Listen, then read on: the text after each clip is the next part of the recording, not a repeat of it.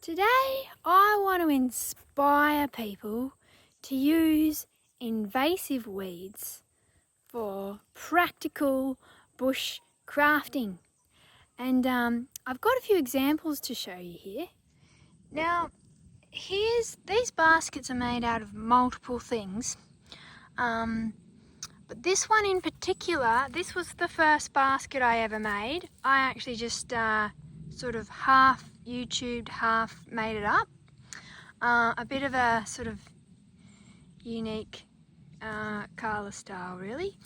But one of the things I actually used, one was the vine. This is the vine, which is like an invasive vine. Ivy's really good.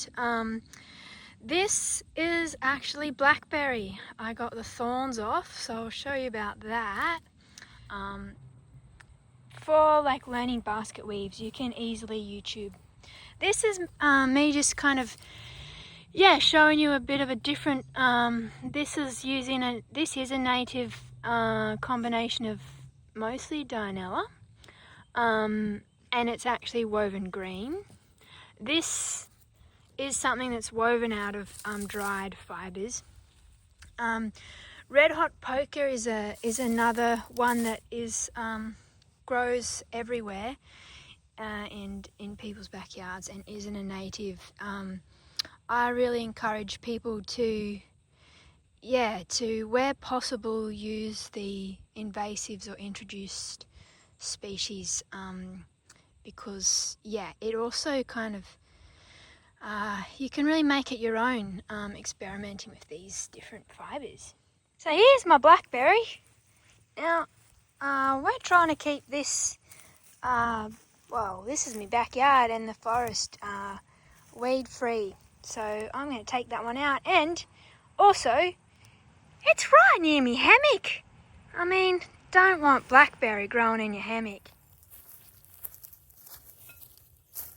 So we're going to take him out, or could be her, I don't know. And I'll show you how to prepare it to do some cool weeding. You could probably use the roots too.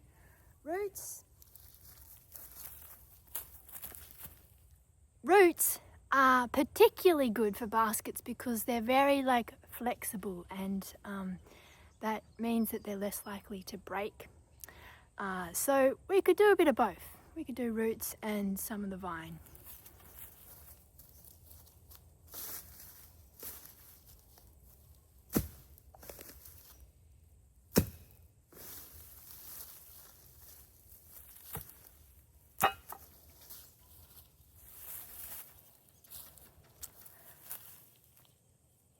Got the whole thing, but didn't get any roots. Have to dig for them. Now, you might want to wear gloves with blackberries. The thorns can really get you. I just try to be one with nature and just wear the thorn injuries. Now, this is quite a big fat one, but as we strip off these thorns and the little leaves, it's going to get a little bit thinner. And really important with this kind of weaving is to use the fibre as fresh as possible. It's less likely to snap that way. It does shrink. There's many ways to do this, but particularly these tricky fibres that we're working with, you really want to do it green.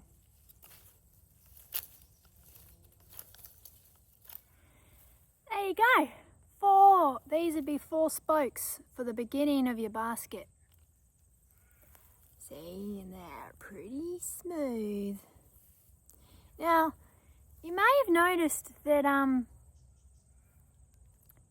a bit rough, and my baskets are a bit rough. and generally a lot of the things I do are a bit rough. I did grow up in Western Queensland in the bush, and I'm a big believer in practicality, and yeah, also I guess experimenting and doing things differently. So there you go, weaving with blackberry.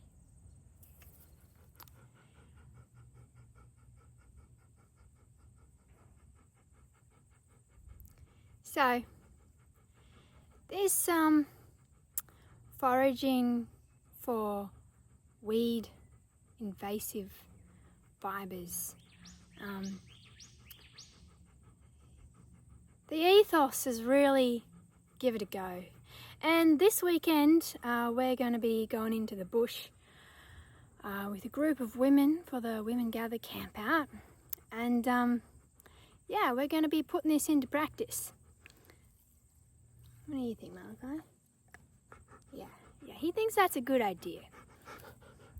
So I can show you another video of the end product.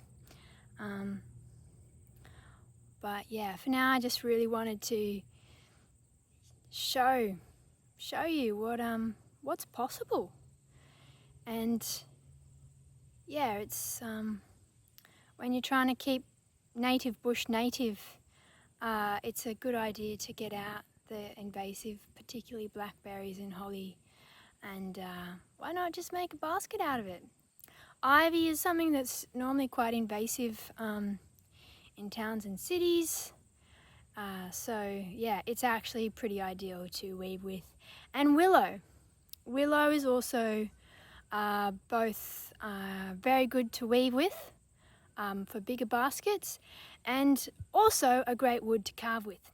So in the spirit of giving it a go, just want to show you, this was my latest